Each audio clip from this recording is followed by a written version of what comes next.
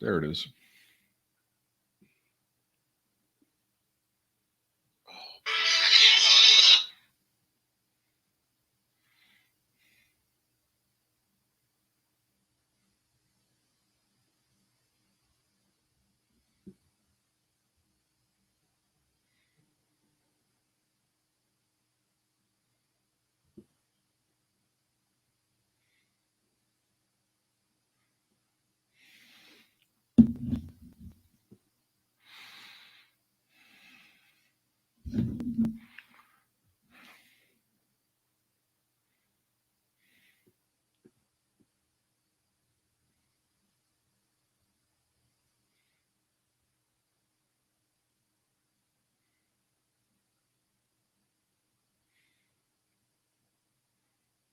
Take that word insurrection down because he's not guilty.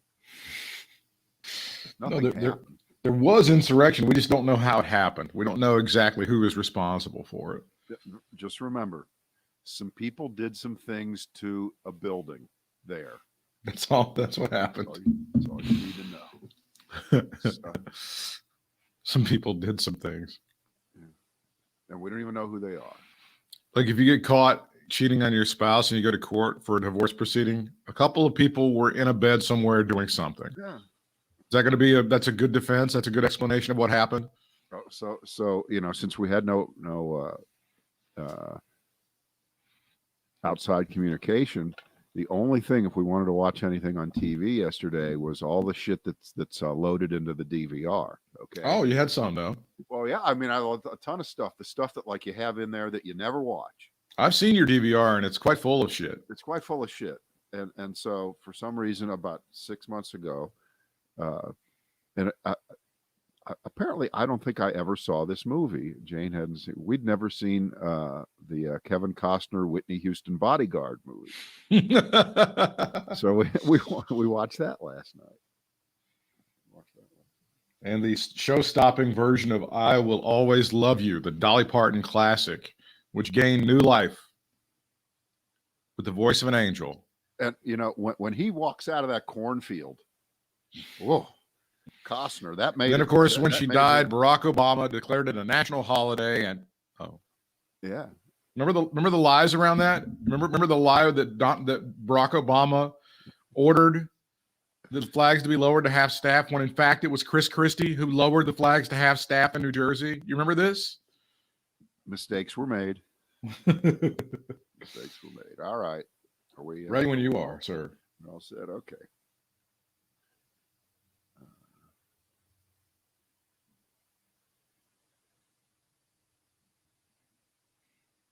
It is the Brad and Britt cast, our first one for this week, President's Day edition, and we'll be taking our annual poll. We started this 5 years ago, and you can only answer the question one of two ways. Was Donald Trump a great president or the greatest president? Thank you, Mr. Colbert. Right. Even that's become obsolete, hasn't it? Yeah. Because when Colbert did that bit, was George W. Bush great president or the greatest? And now George W. Bush goes up about 10 spots based on what we saw, right? Yeah. That's how it works. All right.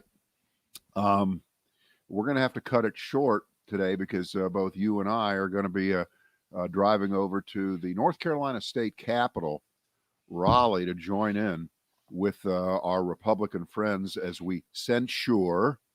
And by the way, there's another word that apparently nobody could get right. It's all censor. It's not censor. It's not censor. It's not censor, you morons. It's censure. censure. There is a difference. And to me, these kinds of ignorance prove that there's almost no hope. Because if you're fighting over facts, if you're fighting over the English language, if you're fighting over defining, people don't even know the right words. They don't know what they mean. This is why know what they mean. This is why we need to get these classrooms back open, Brad. It won't immediately. Help. It won't matter. Immediately, we need to get these classrooms back open. That has nothing to do with. So Brad is talking about the censure Senator Richard Burr, who was going to be retiring pretty soon. He was one of the Republicans who crossed over and voted. The seditious seven. The seditious seven. Burr may have been the most surprising.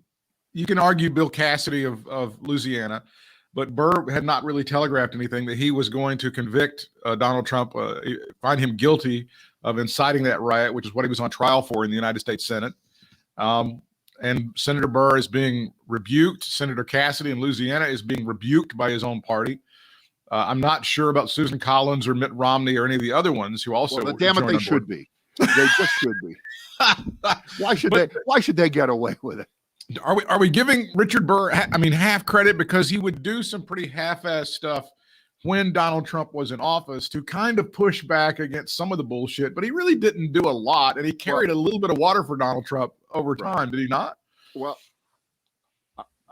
I'm going to divide this into a couple different areas with the 7 Republicans who voted with the Democrats. Now, 6 of the 7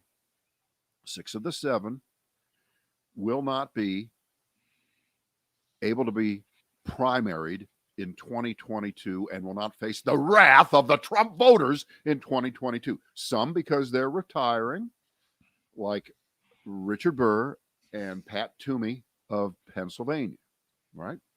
So they definitely don't have to be concerned about the political implications for their own careers. Then you have the next group of people who are either just reelected, like Susan Collins just got reelected. Yeah. So she's 6 years off, and assumedly, and I hope the Secret Service doesn't come after me. Trump will be dead by then. All right.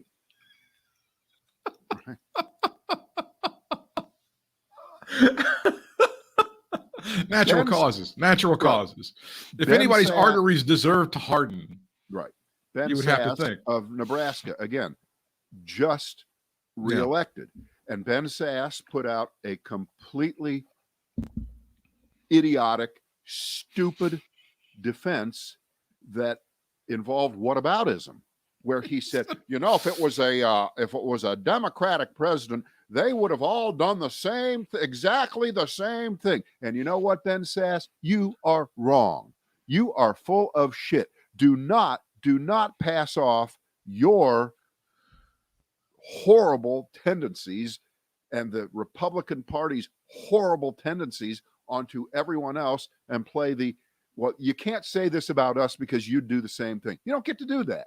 You don't get to do that. When you're in a drunk driving accident, you don't get to say to the cop, well, but if someone else had been out that night had been drinking and got into this car and driven it the same way, there would have been an accident. You don't get to do that. Yeah, that doesn't work as a defense. It just doesn't work. You don't get to do that. Well, the other thing about Ben Sass is he tries to portray himself as like the super Boy Scout, and he's it's so disgusting. You might remember this book that he put out a few years ago when he was putting feelers out about running in 2016, and it was basically just a whole thing about, hey, let's make sure that we go and pick up some garbage on the side of the road, and let's go check out the elderly people, and maybe cook a meal for your neighbor when somebody dies. I mean, it was basically a book full of that shit.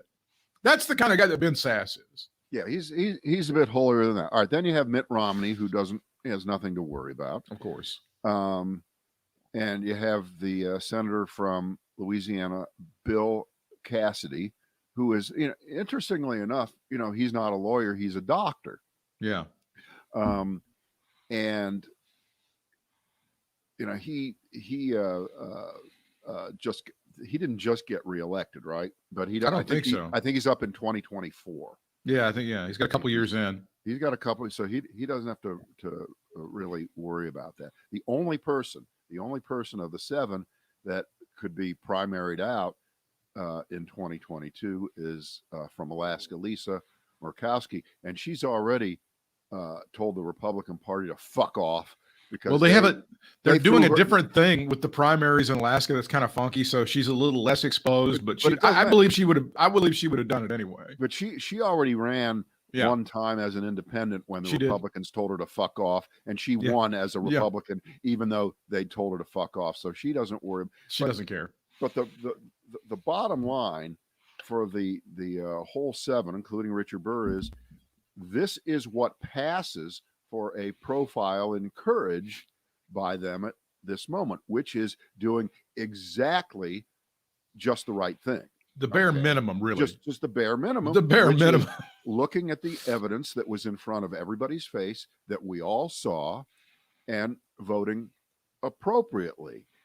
And to underscore that, Mitch McConnell, right, decided that after the decision was made on Saturday, that he would record a 7-minute campaign speech for all Democrats who are running against Republicans from now until we're all dead, because he laid out the facts so beautifully. He did. And what infuriates you so much about what he did was that was a politician who, if he wanted to be a statesman, could have been one a year ago, 2 years ago, 4 years ago, 10 years ago, 20 years ago. He could have been that person. He really could have been, because you can tell he knew what he was talking about. He was really specific, and he really said the correct things about how bad Trump is and how guilty he was and how the evidence was there, and it was because Trump lied, and because he was pitch perfect if you just isolated that part. As Republicans always, if you just take him out of context, okay? remember what the context really is, which is trying somehow, some way to have it both ways. Correct. Because which he did. He tried. In the end, it kind of doesn't matter that he said those things, because he voted the other way to be a suck up in the end. And again, this is a guy that just got reelected, and he's I think 78 years old. But then what did he do after that? After he had this great pronouncement of how Donald Trump was responsible for everything, what did he do? He then was a complete piece of shit and goes, well, they don't have any standing because he's no longer president. Right. No, we know that. And then, but when he was impeached, he was president. Right. Mitch McConnell was the one that said, I'm not going to gavel the Senate back in so we can address the sitting president on these charges, that's why Nancy Pelosi went off at that press conference with the House managers, because Mitch McConnell had once again been a piece of garbage. Right. But no, we know the hypocrisy here. It's not. Even by his standards, the chutzpah was off the charts on Saturday. After that speech, to go, well, you guys, you should have really gotten him when he was president. If you guys wanted to get him, you should have gotten him. That's essentially what he was saying. Dipshit, it was because of you we couldn't get him when he was president. This literally is the political definition of the orphan begging the court for mercy because he killed his father. That's right. I mean, it is that, or it's another definition of Donald Trump can shoot someone on Fifth Avenue and not lose support. Well, this time he was responsible for 5 deaths, not on Fifth Avenue, but at the United States Capitol, and they were still willing to support him because they're afraid of the voters that Trump controls, allegedly. But I say this, that the polling in general shows a shrinking Republican Party. It's getting smaller. The pie is getting smaller. And Trump's slice of that pie is irrelevant because it's not 100% of the pie. Even if it's just 75% of the pie, 80% of the pie, which under normal circumstances would be an impressive bit of leadership or an impressive number of people who still think that you're the man. But if that 75 or 80% is of a smaller group and people all over the country running into offices and saying, I'm out, I'm an independent now, I'm gone, by the tens of thousands all over the country, including where we are, then it's a losing proposition. But the bet that McConnell is making and that Republicans, and by the way, feel free to get ready to go off on Lindsey Graham in just a moment. because if I would have said to you, you know what, Britt, I would have said this just last week. When Trump gets acquitted, is there any possibility in the universe, in any galaxy, that a person could become more of a Trump suck up after this is over than leading up to. And you would have said, no, it's just not possible. Can't happen. And you would have been wrong, because Absolutely. Lindsey Graham has actually gotten worse in the last couple days. And again, there's another guy with a reverse profile in courage. He was a profile in cowardice, because again, he just got reelected. And you don't have to worry anything for another 6 years. But off they go, and they make the bet through what Mitch McConnell did, if you want to call that leadership. Okay, there it is, that we're going to not convict Trump for the high crimes and misdemeanors that and I know, and as Bob Dole used to say when imitated by Norm Macdonald, yes, the American people know too, that he did. And we're going to pretend it wasn't our idea to screw up the proceedings so that this was the outcome. And that we all hadn't made our decision, and that we hadn't tampered with the jury. Oh, wait a minute. We are the jury. Excuse me. We tampered with ourselves. We did. We tampered with ourselves. Right. We're gonna pretend that didn't happen, and we're gonna let the Justice Department handle anything at the federal level. And by the way, just remember, the minute that Merrick Garland, the Attorney General, does anything even close to bringing up this or that about Donald Trump, they will suddenly again start defending not the constitutionality of impeachment as being illegitimate, which is the fake excuse that they gave to acquit Trump, but they will actually go on the merits of the crimes that Trump committed and say that Merrick Garland, he doesn't have the standing to go after an ex-president. That's the beauty. Exactly. Is nothing. It'll be the greatest abuse of power ever in Justice Department history. That's what they will portray it as. There's no question about it. Right. Bill Barr was a saint compared to Merrick Garland. He was such absolutely. John Mitchell was a saint, but I mean, you know that's coming. I think I could take 2 minutes and make you feel like Lindsey Graham is an even bigger piece of garbage than you think right now. Well, but hold on.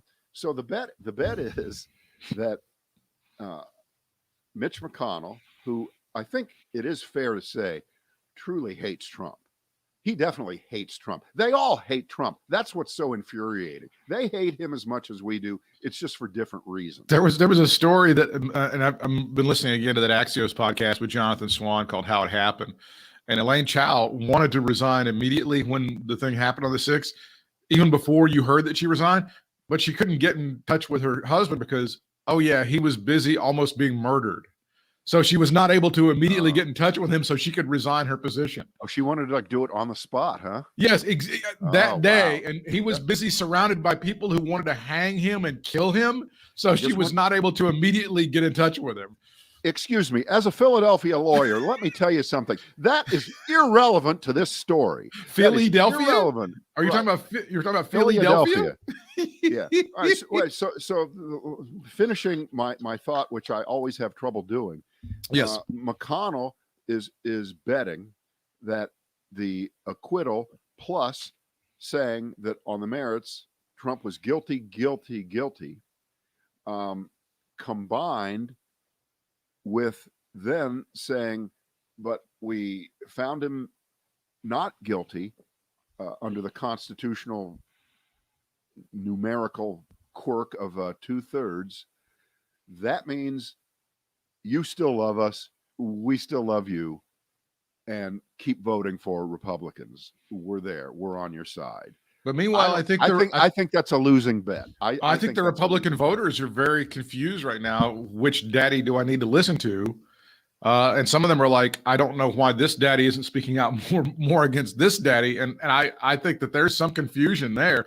What I think there's not any confusion on, and I think people need to really pay attention to this, is that the people who he incited to violence on January the 6th, and I'm talking about Donald Trump when I talk about that pronoun he, we're not done with this. They call them sleeper cells for a reason. They're still sleeping. They can be called back into order at any moment, and they can invoke violence on any number of people. Again, let me do you a favor and shield you. I took the Fox bullet this morning for a few moments. How did that work? And this is Fox Business, which they're in regular programming today, which means it's just like watching Fox.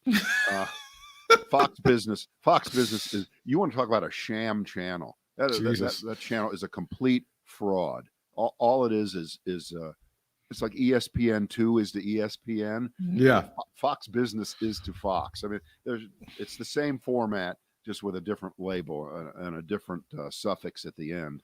But again, this only took about 15 seconds to see what they were doing.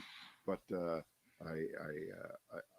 turn it on, and their big obsession is not only is why isn't Nancy Pelosi being called to answer for what happened, about what she knew and when she knew it. Absolutely. I love that. That is the most important thing right now. And we have just got to get to the bottom of that. And of course, the apparent demise, and probably deservedly so, of Andrew Cuomo and possibly Gavin Newsom. So it looks to me like the strategy right now in right-wing media is not so much to still push Trump the way they did, but to go after the two most prominent elected politicians in the country, really, the governors of California and New York, for fucking up their coronavirus responses. And that's going to be a tough one to defend. But again, that doesn't get Donald Trump reelected in 2024, nor should it mean that your local congressperson should get reelected in 2022. But I'm just letting you know, where they're going right now. That's just one of the legs that they're standing on. So the Lindsey Graham story is on January the 6th. He's hustled out of the Senate. Right. And at some point they get all of them into like one large room. They get them into one large kind of meeting room, or kind of a huge thing. Can I just throw in one little thing? Well, sure. I think this is just one. This is going to be another example of when we pull back. For some reason, no Republicans seem to want to talk about what actually happened. There was never any fear. They knew that they knew that they were going to come and take just the Jews and leave the Germans alone. Right? Here's how bad it was. Right? Here's how bad it was. Yeah. Even that idiot Kelly Loeffler, and I don't know if many people remember this or know it. Even after they gabbled him back into session, after everything had happened, I got him back in at 8:00 that night to go ahead and certify the votes. Even she said, "Look, I came here to challenge the Georgia votes, the certification. I'm out. I will not do it. I have seen too much." Even her, and she's awful. She's a horrible person. And even she saw, with all of the violence that day, she goes, I'm not challenging anything. My hands are up, and I'm good with what happened in Georgia. And by the way, remember, we do need to just forget about this and move on, but go ahead, keep obsessing. Don't you love don't we need to just move on? Remember when we just moved on from 9/11? Benghazi. Remember when Benghazi, they just moved right on from that. They were able to just like kind of let that go. Right.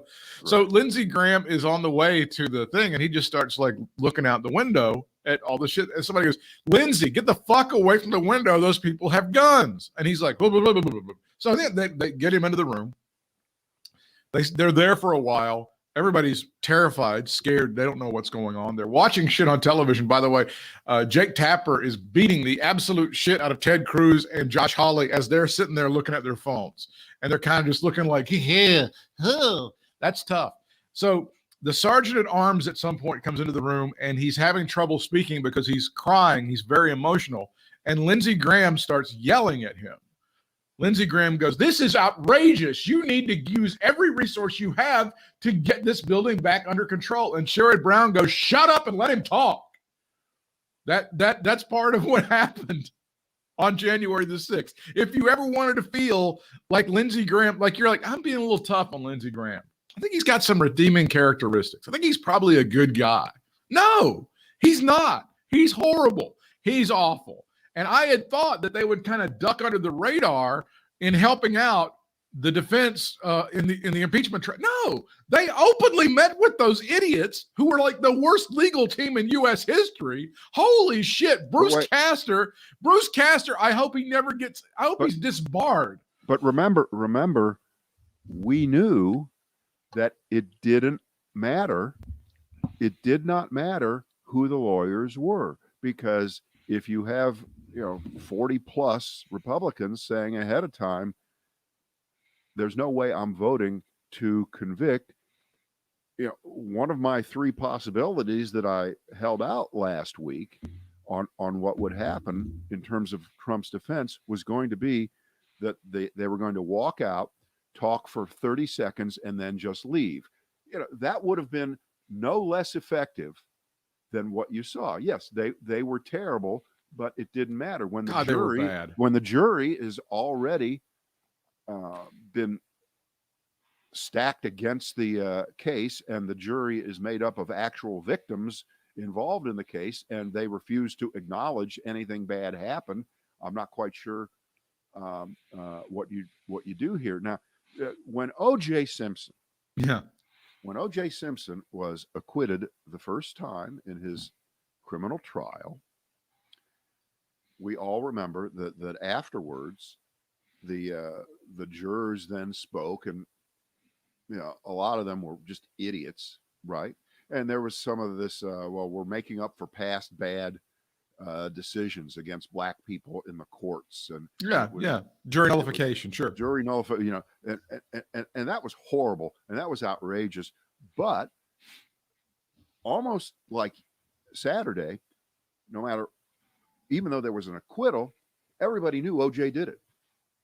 Now, there was, and there still are, apparently a few people left who don't think OJ did it. But most people thought that OJ did it. However, imagine if during the OJ Simpson trial, as badly as it was conducted, as outrageously showboaty as Johnny Cochran was, with a phrase that reverberates through every high-profile proceeding that we ever see in the succeeding years, some variation of if Trump's full of shit, you must acquit. There's always a variation on it. But just imagine if the jurors in the O.J. Simpson trial had met with the defense team for OJ and discussed strategy on how to get OJ off. What it sounds too stupid. No, it's too far-fetched. Right. But again, we have to go back to the fact that, this really wasn't a classical trial in the sense that a criminal trial is held. The rules are different.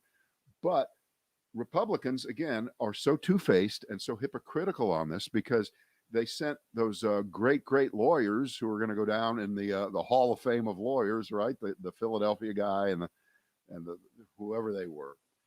And one of their big lie defenses was screaming and bullshitting about due process,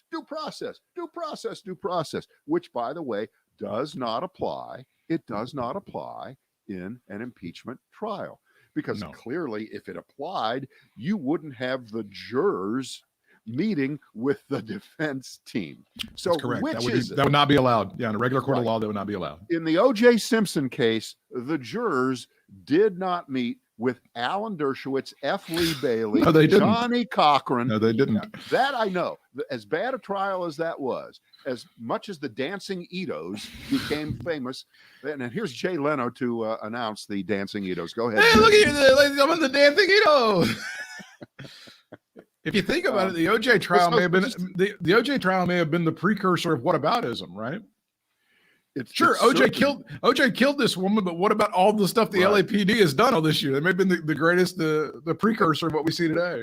And I was thinking about this last week as their lawyers were talking, and I was watching the proceedings, that this really feels like what it must have felt like 100 years ago, 120 years ago, maybe well into the 20th century, mostly in the South, when a white person was accused of blowing up a church Yeah. or killing black people, Yeah. and was going to, quote, face a jury of their peers.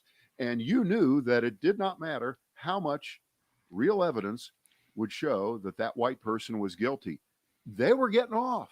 The jury had made their decision not based on the facts and the evidence, which they would probably, if they were like the Republicans the other day, would all admit was absolutely rock solid and the presentation was great, but they would still vote to acquit the white person.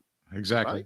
Right? And by the way, it worked in the opposite direction. If it was a black person who was being railroaded, or as someone once called it, being lynched, maybe modern times a high-tech lynching without evidence. It's Clarence Thomas, the silent jurist. Right. So what we saw last week was really kind of the worst that you can imagine, except for one thing. And we pull back, and we're not historians here. It's too early to write the history of it. On the other hand, no, it's not. If you lose a game 57-43, you lost the game. You lost it pretty big. You didn't outscore the other team. There's just no way.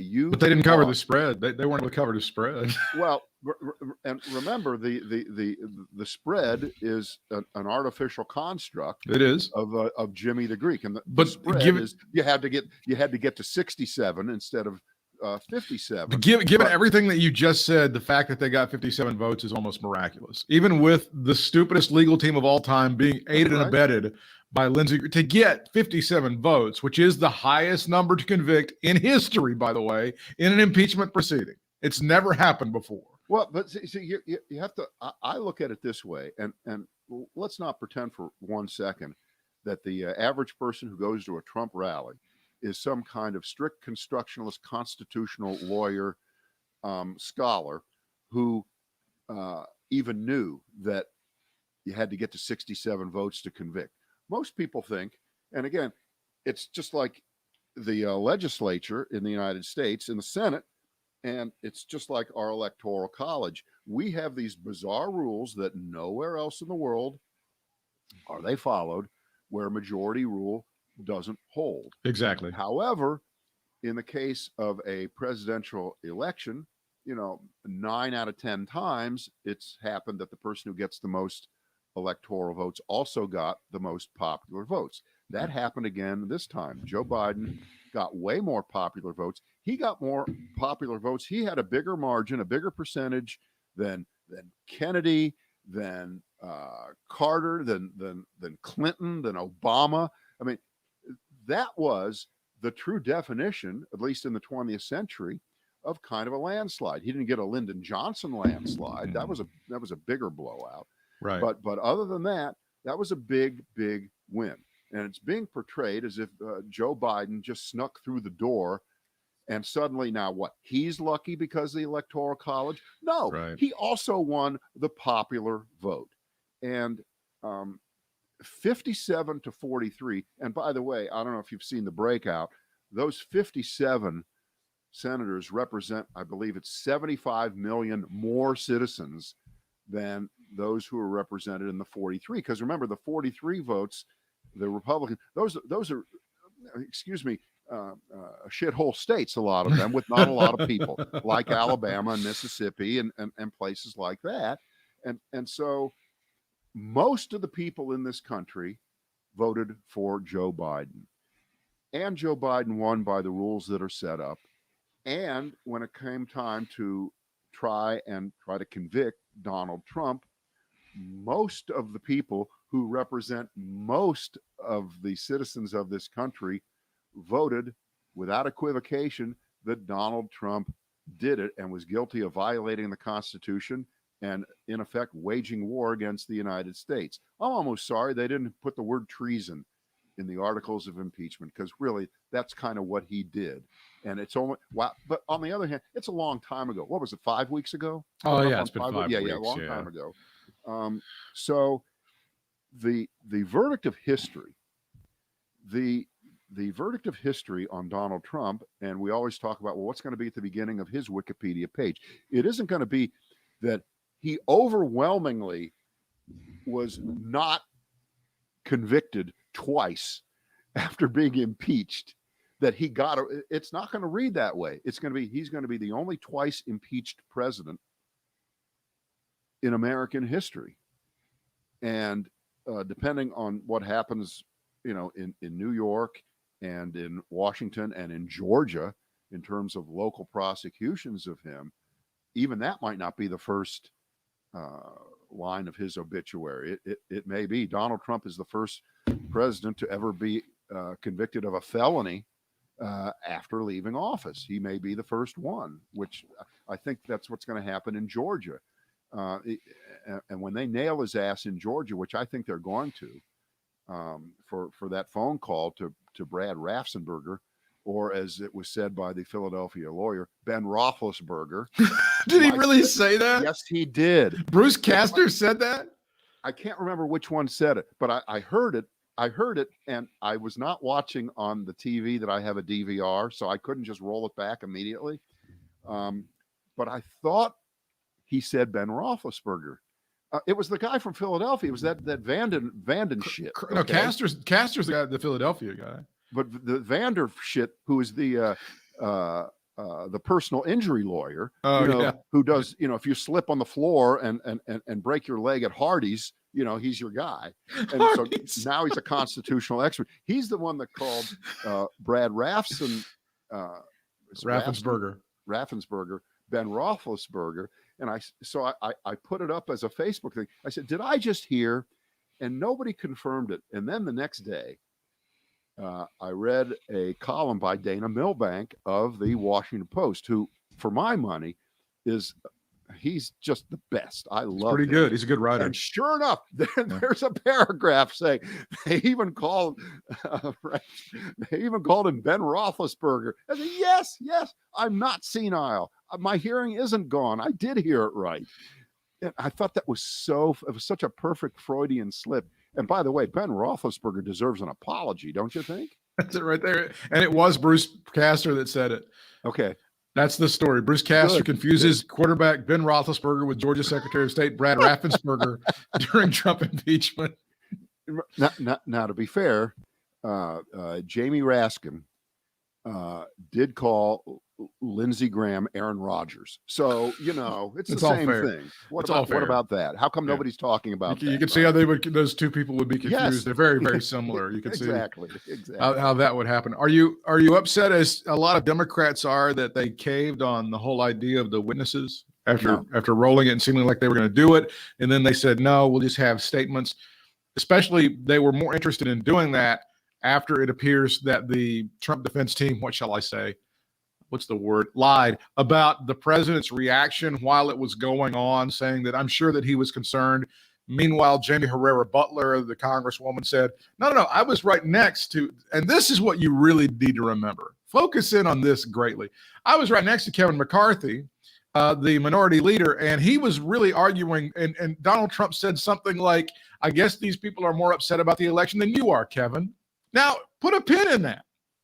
January the 6th, while Kevin McCarthy is sort of fighting for his life and Donald Trump's hordes are coming in the window and Donald Trump is telling him, fuck you, Kevin, you're not doing what I want to, so I'm not going to call off the dogs. A couple of weeks later, Dick-Face the Magnificent Kevin McCarthy gets on a jet, goes down to Mar-a-Lago so he can kiss the ring or ass of Donald John Trump Sr. Can you imagine? Can you imagine somebody saying fuck you while you're being attacked and then you going down there to kiss their ass a couple of weeks later? All right. Well, okay. Everything you said is absolutely 1,000% true. And it was known.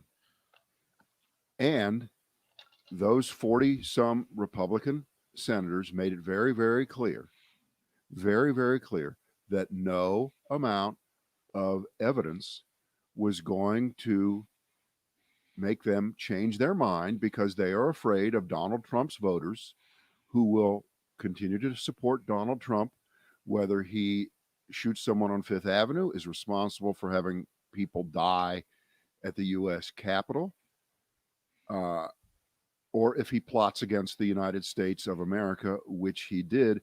And the in-person testimony of several people would not have changed that. I don't believe for 1 second that any one of them is ever going to say, nor would it be alleged, nor have any of the folks on the right said,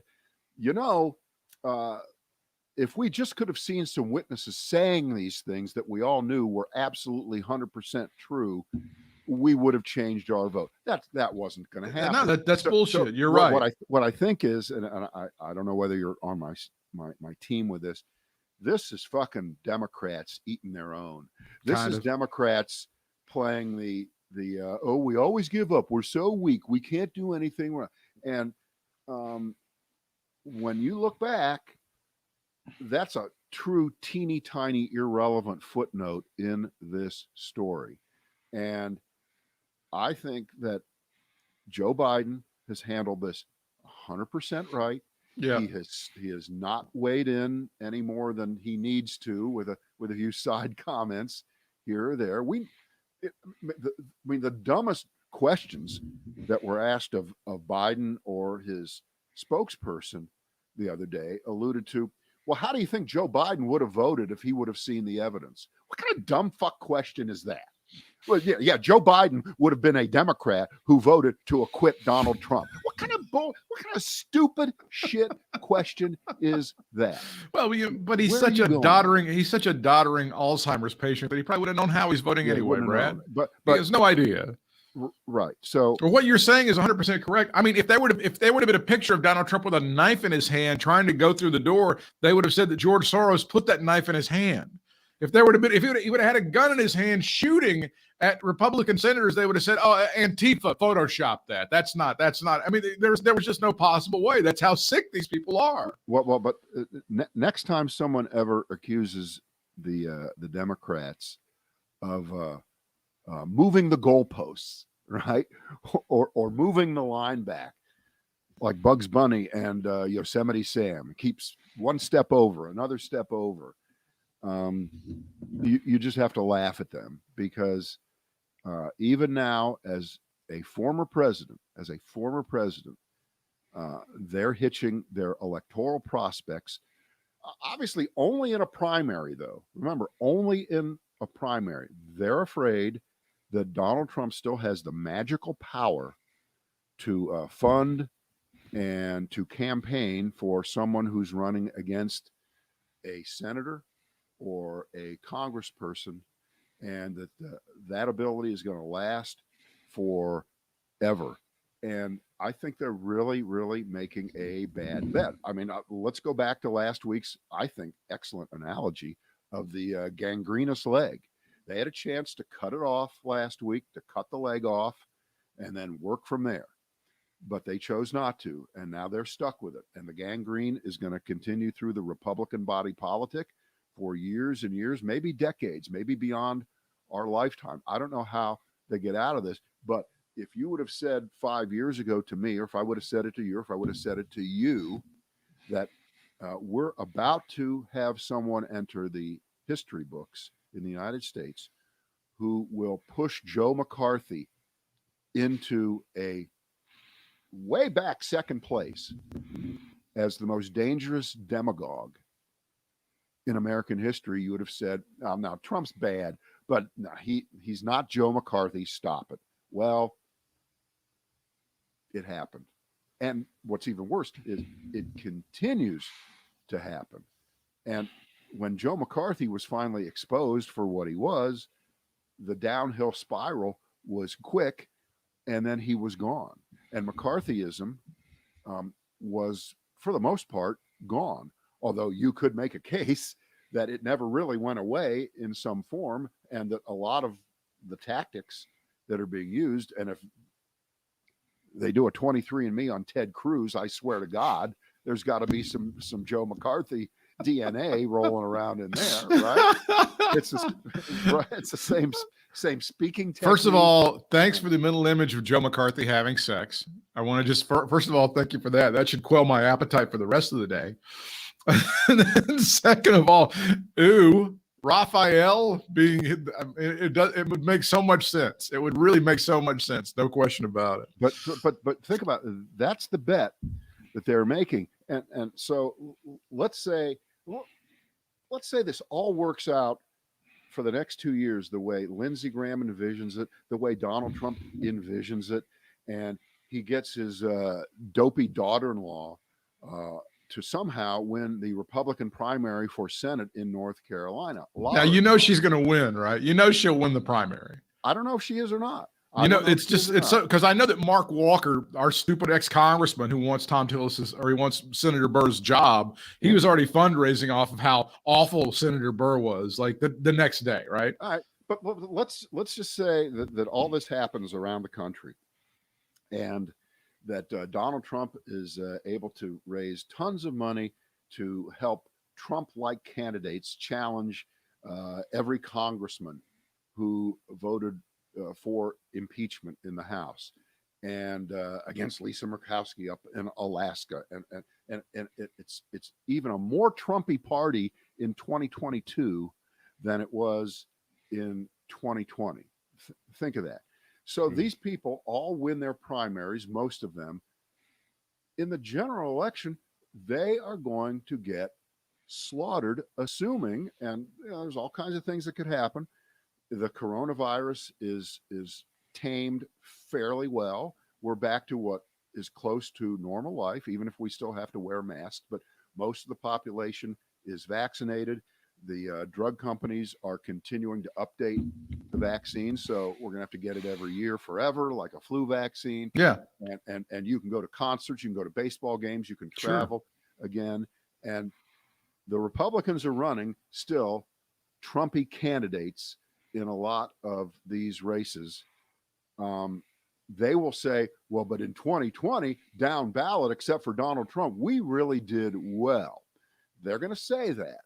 However, they said that before Donald Trump launched an actual insurrection against the government and the people of the United States a few weeks after he lost. So it is not the same. And I don't think that that's going to be a good bet for them in 2022. I agree. Well, I think what they're trying to be fearful of is they're trying to appease him enough that he won't start a third party. I think that's the ultimate thing. And I'm still maintaining that the petri dish for the Trump party is going to be Arizona. It looks like they're fomenting and trying to create something there that's going to be like, we'll game plan it out here, and then we'll take it live across America. I think that's what he kind of wants to do. At least that's what it looks like, because he's trying to figure out, this is the next family business. They fucked up every other family business they've got. Yeah. And he's got to think about how he's going to get his stupid ass adult children jobs forever. Well, but you know that's a fool's errand. I know. As Trumpy as the party is, it's certainly not 100% Trump. And if he split off from the Republican Party and really started to call it the Trump Patriot Party, let's say he does get, I don't know, 60% of those people to leave. Democrats win every election. You're damn right. All the time. You're damn right. There's just absolutely no way, because the never Trumpers are, of course, never going to be Trumpers. They're not coming back. And then you have a lot of people. You've seen them interviewed. We don't know the exact numbers, and I know that even today, the polling shows that a huge number of Republicans don't think the election was conducted fairly, but it's not 100% of the shrinking party. So the numbers just don't work for you if you split whatever is left into two pieces. He's a suicide bomber to the Republican Party. He wants to go ahead and he wants to rip the vest.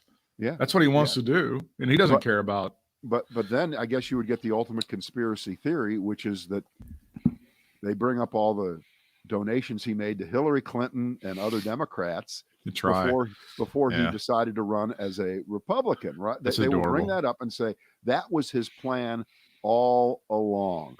They will now he's being treasonous, but just towards the Republican Party. There you That's not go. gonna So happen. right, that I'm was just- that. It was I'm just kidding, that- but no, but that was the great George Soros. You know, the QAnon theory that he was an agent of George Soros eventually to kill the Republican Party and make sure that liberalism rules forever. Right?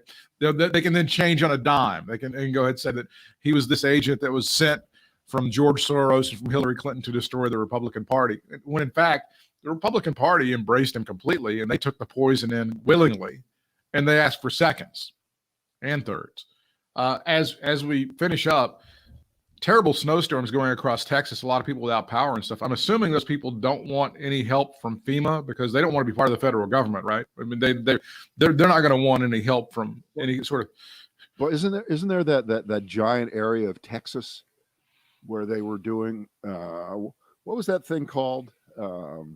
That weird. Oh yeah, the military thing. Yeah, the military operation. Yeah, Jade something.